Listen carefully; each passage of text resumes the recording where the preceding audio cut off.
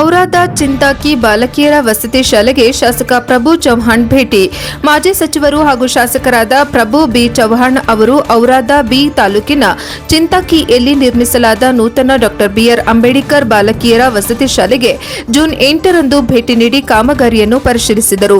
ಶಾಲೆಯ ತರಗತಿ ಕೊಠಡಿಗಳು, ಪ್ರಯೋಗಾಲಯ, ಕಂಪ್ಯೂಟರ್ ಕೊಠಡಿ, ವಸತಿ ನಿಲಯ, ಕಿಚನ್ ಹಾಲ್ ಸೇರಿದಂತೆ ವಿವಿಧ ವಿಭಾಗಗಳಿಗೆ ಭೇಟಿ ನೀಡಿದ ಅವರು ವಸತಿ ಶಾಲೆಯ ಸಂಪೂರ್ಣ ಆವರಣದಲ್ಲಿ ಸಂಚರಿಸಿ ಸೌಲಭ್ಯಗಳು ಹಾಗೂ ಕಾಮಗಾರಿಯ ಕುರಿತು ಅಧಿಕಾರಿಗಳೊಂದಿಗೆ ವಿವರವಾದ ಮಾಹಿತಿ ಪಡೆದರು.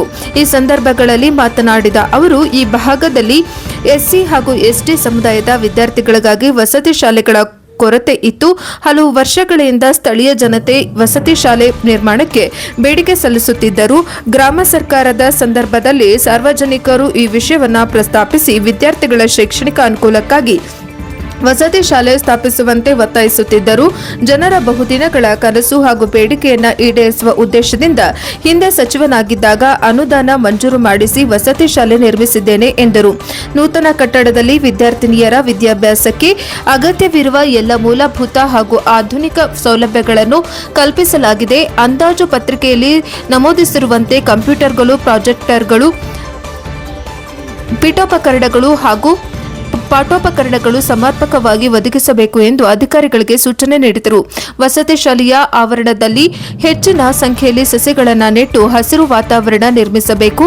ಮಕ್ಕಳಿಗೆ ಆರೋಗ್ಯಕರ ಹಾಗೂ ಶೈಕ್ಷಣಿಕ ಬೆಳವಣಿಗೆಗೆ ಪೂರಕವಾಗುವಂತೆ ಸುಂದರ ಉದ್ಯಾನವನವನ್ನು ಅಭಿವೃದ್ಧಿಪಡಿಸಬೇಕು ಎಂದು ತಿಳಿಸಿದರು.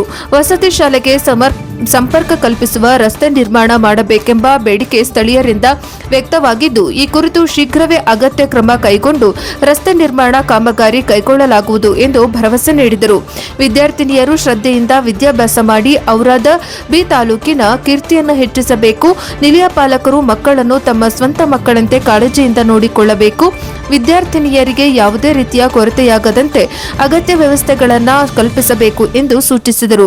ಪ್ರಾಚಾರ್ಯರು ಹಾಗೂ ಶಿಕ್ಷಕರು ಬೋಧನಾ ಚಟುವಟಿಕೆಗಳನ್ನು ಅಚ್ಚುಕಟ್ಟಾಗಿ ನಡೆಸಿ ಗುಣಮಟ್ಟದ ಶಿಕ್ಷಣ ನೀಡಬೇಕು.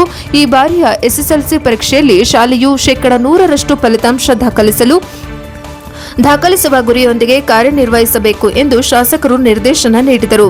ಈ ಸಂದರ್ಭದಲ್ಲಿ ಮುಖಂಡರಾದ ಗೋವಿಂದ ರೆಡ್ಡಿ ಕಸಾಬೆ, ನಾಗಶೆಟ್ಟಿ ಹೆಗಡೆ, ಖಾಜಿ ಮಯ್ಯ, ಮಾರುತಿರೆಡ್ಡಿ ಪಟ್ನೆ, ಸಂಜೀವ ರೆಡ್ಡಿ ಬಿಜಲವಾಡೆ, ವಿಠಲ ರೆಡ್ಡಿ ಬಿಡಕಾಲೆ ಸೇರಿದಂತೆ ಇಲಾಖೆಯ ಅಧಿಕಾರಿಗಳು, ವಸತಿ ಶಾಲೆಯ ಸಿಬ್ಬಂದಿ ಉಪಸ್ಥಿತರಿದ್ದರು.